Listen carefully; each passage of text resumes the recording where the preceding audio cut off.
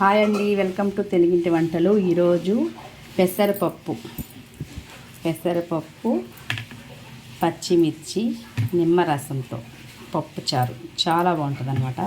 First అయితే పెసరపప్పు కడిగేసి నీట్గా నానబెట్టేసుకుందాం. ఇవన్నీ కట్ చేసేసుకుందాం. ఒక్క 2 టమాటాలు, ఒక్క ఉల్లిపాయ, ఒక 10 పచ్చిమిర్చి నేను తీసుకుంది. ఒక 100 గ్రాములు ఉంటుంది పెసరపప్పు, 10 పచ్చిమిర్చి, ఈ సైజు కాయలు 2 నిమ్మకాయలు, కొంచెం కొత్తిమీర, కరివేపాకు. ఇప్పుడు ఇవన్నీ నీట్గా ఈ పెసరపప్పు అయితే ఒక అరగంట కడిగి నానబెట్టి ఇవన్నీ కట్ చేసుకుందాం. పెసరపప్పు బాగా కడిగి నానబెట్టేసి ఒక అరగంట తర్వాత కొంచెం పసుపు వేసేసి దీంట్లోకి మనం 10 పచ్చిమిర్చి తీసుకున్నాం కదా, 10 పచ్చిమిర్చి, ఒక్క ఉల్లిపాయ, ఆ ఒక్క ఉల్లిపాయలో కూడా కొంచెము నేను తాలింపులు వేస్తాను. కొంచెం పక్కన పెట్టేసి పచ్చిమిర్చి, ఇట్లా ఉల్లిపాయ, ఎర్రగడ్డ, కొంచెం కరివేపాకు, టమాటాలు తీసుకున్నాం కదండి 2, అన్నీ కలిపి ఇందులో వేసేసుకుందాం. పెసరపప్పు కదండి, ఇట్లా మొత్తం కలిపేసేసుకున్నా ఉడికిపోతుంది అన్నమాట మనకి. ఇప్పుడు దీంట్లో ఒక చుక్క నూనె వేసేసి పొయ్యి పైన పెట్టేద్దాం. ఒక్క చుక్క ఆయిల్ అయితే పోసి మూత పెట్టేసి స్టవ్ వెలిగించి స్టవ్ మీద పెట్టేసుకుందాం. స్టవ్ వెలిగించి స్టవ్ పైన పెట్టేసుకుందాం.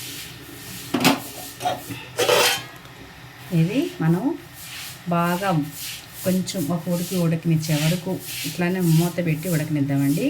దీంట్లో మనం అసలు ఇంకా చింతపండు, కారము అస్సలు వాడవసరం లేదు. ఇప్పుడు మనం కరివేపాకు, పచ్చిమిర్చి, ఎర్రగడ్డ, టమాటాలు అన్నీ వేసేసి పెసరపప్పు నీట్గా కడిగి నానబెట్టుకొని దీంట్లో పెట్టుకొని ఉడకబెట్టుకుంటున్నాం. ఇది బాగా ఉడికిపోయేదాకా మనం దీంతో పనే లేదు. ఉడికిపోయాక మనం దీన్ని ఎనిపి తిరగబోసుకొని నిమ్మరసం అయితే ఎప్పుడు పిండాలో అప్పుడు చెప్పేస్తాం మీకు. ప్రస్తుతానికి అయితే ఇది మూత పెట్టి ఉడికిచ్చేస్తాం 10 నిమిషాలు.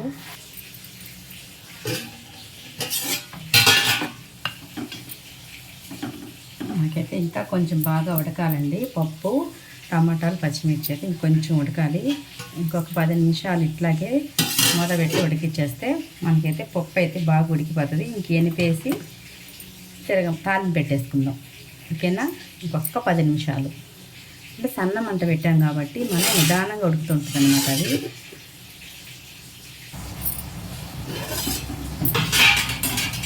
పెసరపప్పు మనకి ఎప్పుడు కూడా ఎక్కువ టైం తీసుకోదండి, చాలా తక్కువ టైంలో ఉడికిపోతుంది. అదే మీరు కుక్కర్లో కానీ పెట్టుకున్నట్టయితే 3 విజిల్లకే మెత్తగా అన్నీ ఉడికిపోతాయి. నేను దీంట్లో ఈ మట్టి దబర్లో పెట్టాను కాబట్టి ఒక 10 నిమిషాలు పట్టిందనమాట.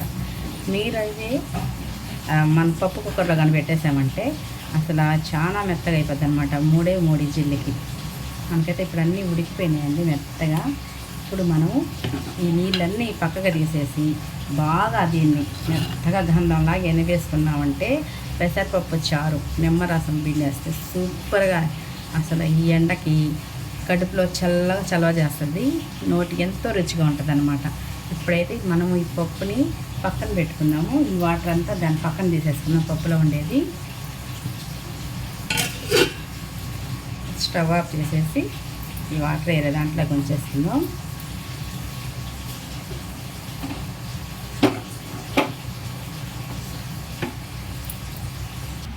ఈ పప్పులో నీళ్ళన్నీ పక్కకి వంచేసి పక్కన పెట్టుకుందాం. ఇప్పుడు మనం రుచికి సరిపడా ఉప్పు వేసేసి మెత్తగా ఎనిపేసుకుందాం. పెసరపప్పు ఇట్లాగా పచ్చిమిర్చి, టమాటాలు అన్నీ బాగా ఉడికించి ఇట్లాగా పప్పు పులుసు అంటే పప్పు చారులాగా అనమాట. ఇట్లా మనం చేసుకొని దీంట్లో కొంచెం నిమ్మరసం కలుపుకున్నామంటే చాలా బాగుంటుందండి. ఎప్పుడైనా ట్రై చేయని వాళ్ళు ఉంటే తప్పకుండా ట్రై చేయండి. ఎండలకి సూపర్గా ఉంటుంది మనకి నోటికి రుచిగా. ఇట్లా మెత్తగా బాగా అన్నీ మెత్తగా ఎనిపేసుకోవాలి.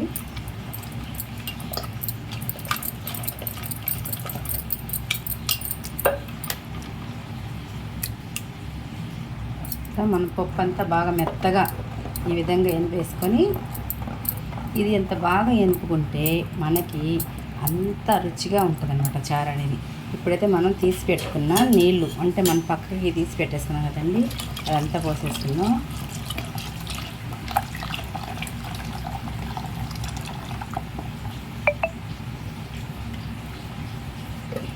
ఇప్పుడు దీన్ని తాలింపు అయితే పెట్టుకుందాం. స్టవ్ వెలిగించి మనమైతే కొంచెం ఈ బాండలు అయితే ఎవరైతే పెట్టుకొని కొంచెం ఆయిల్ పోసేసుకుందాం. తాలింపు అయితే ఇప్పుడు మనం ఈ పెసరపప్పు పప్పుచారుని ఇప్పుడు తాలింపు పెట్టేసుకుందాం. ఆయిల్ వెతకంగానే ఒక 4-5 ఎల్లుల్లి రెమ్మలు పచ్చిమిర్చిగా దంచి వేసేసుకుందాం. ఒక 1 టీ స్పూన్ ఆవాలు, 1 టీ స్పూన్ జీలకర్ర, కొంచెం పచ్చిశనగపప్పు, కొంచెం మినప్పప్పు. ఇవన్నీ తాలింపుకి వేస్తే చాలా బాగుంటాయి అన్నమాట. తాలింపు పెట్టుకునేటప్పుడు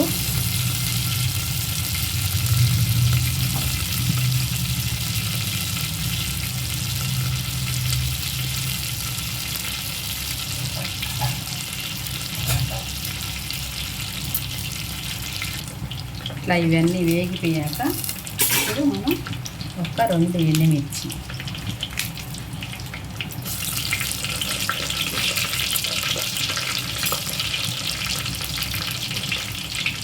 ఇది ఆకు ఎర్రగడ్డ అనమాట, ఎర్రగడ్డ ముక్కలు.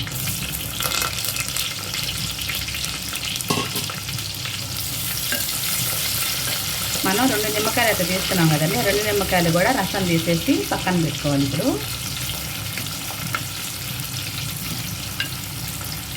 ఇవన్నీ బాగా వేగిపోయాక తాలింపు అయితే పెట్టేసుకోవచ్చు. మనమైతే చాలా ఈజీగా అండి ఈ పెసరపప్పు పప్పుచారు చాలా బాగుంటుంది అనమాట. కూరగాయలు అవన్నీ కూడా వేసుకొని చేసుకోవచ్చు. ఇట్లానే నేనైతే ఏ కూరగాయలు వేయకుండా ఉట్టి టమోటా, ఎర్రగడ్డ, పచ్చిమిర్చి మాత్రం వేసాను. అంటే మనకి ఆ కూరగాయలన్నీ వేసుకుంటే మళ్ళీ మారిపోతుంది అనమాట. పచ్చిమిర్చి బదులు అప్పుడు కారం వాడాలి. మనం ఇప్పుడు పచ్చిమిర్చితో చేసుకుంటున్నాం. కారం అనేది చింతపండు అనేది అస్సలు వేసుకోలేదు. దాని బదులు చింతపండు బదులు నిమ్మరసం, కారం బదులు పచ్చిమిర్చి వేసుకుంటున్నాం అనమాట. చాలా టేస్ట్గా భలే తింటుంటే ఇంకా తినాలనిపిస్తుంది. నోటికి అంత రుచిగా ఉంటుంది పెసరపప్పుతో పప్పుచారు.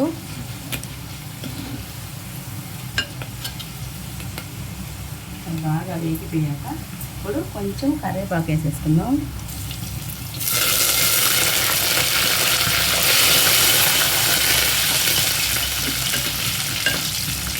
మనం వేసిన ఎర్రగడ్డ ఈ కలర్లో వేగితేనే ఈ తాలింపుకి అనేది రుచి వస్తుందండి. ఈ కలర్లో వేగితేనే బాగుంటుంది అన్నమాట. ఇప్పుడైతే మనకి అంతా వేగిపోయింది తాలింపు. ఇప్పుడు మనం రుబ్బి పెట్టుకున్న పెసరపప్పు చారు పెట్టేస్తాం.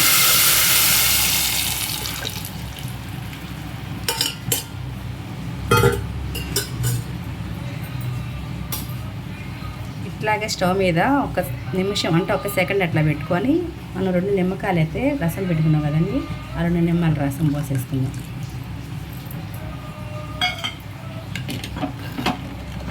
ఆహా, అసలు ఇది ఇట్లాగా మనం కలుపుతుంటేనే ఆ స్మెల్ అనేది చాలా బాగుందండి. తప్పకుండా ట్రై చేయండి. ఇది ఎక్కువసేపు అయితే మనం ఇట్లాగా దీంట్లోనే వేసి మరగబెట్టాల్సిన అవసరం లేదు. 1 నిమిషం అట్లా ఉంచేసి స్టవ్ ఆఫ్ చేసేసుకుంటే మనకి ఎంతో రుచికరమైన పెసరపప్పు నిమ్మరసం పప్పు పులుసు రెడీ అయిపోతుంది. పప్పుచారు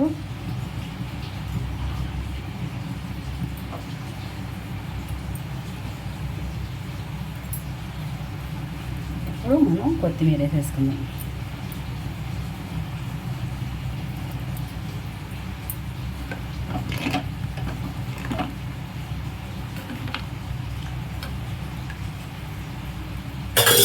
అంతేనండి.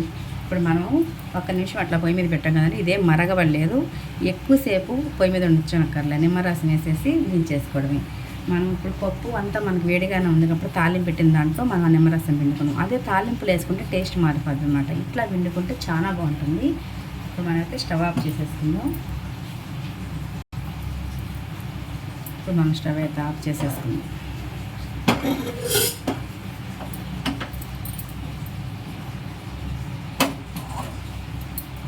చూస్తారు కదా ఫ్రెండ్స్, ఎక్కువసేపు అయితే ఉంచక్కర్లేదు. అట్లనే పోయిపోయినా ఈ విధంగా ఉంచితే సరిపోతుంది. అంటే మనం తాలింపు పెట్టాక నిమ్మరసం పెట్టాక 1 నిమిషం అట్లా సెగ. చూస్తారు కదా, చాలా ఈజీగా ఎంతో రుచిగా పెసరపప్పు పప్పుచారు అయితే మనకి రెడీ అయిపోయింది. తప్పకుండా ఈ ఎండాకాలంలో ఇట్లాంటివి అప్పుడప్పుడు చేసుకుంటూ ఉంటే మనకి చాలా చేస్తుంది అనమాట. తప్పకుండా మీరు ట్రై చేయాల్సిందే. ఓకేనా ఫ్రెండ్స్, మా వీడియోస్ అన్నీ మీకు నచ్చినట్టయితే లైక్ చేయండి, షేర్ చేయండి, అట్లానే సబ్స్క్రైబ్ కూడా చేసుకొని మీ సపోర్ట్ మాకు ఎప్పుడు అందించండి. ఎంతో రుచికరమైన పెసరపప్పు నిమ్మరసం పచ్చిమిర్చితో సాంబార్ చాలా బాగుందండి. పప్పుచారు అండి, సాంబార్ కాదు. సాంబార్ అంటే అన్ని రకాల కూరగాయలు వేయాలి, నేను ఏమి వేయలేదు ఇందులో, అందుకే ఇది పప్పుచారు. చాలా బాగుంటుంది, తప్పకుండా ట్రై చేయండి. ఓకేనా ఫ్రెండ్స్, బాయ్ అండి. Thank you for watching.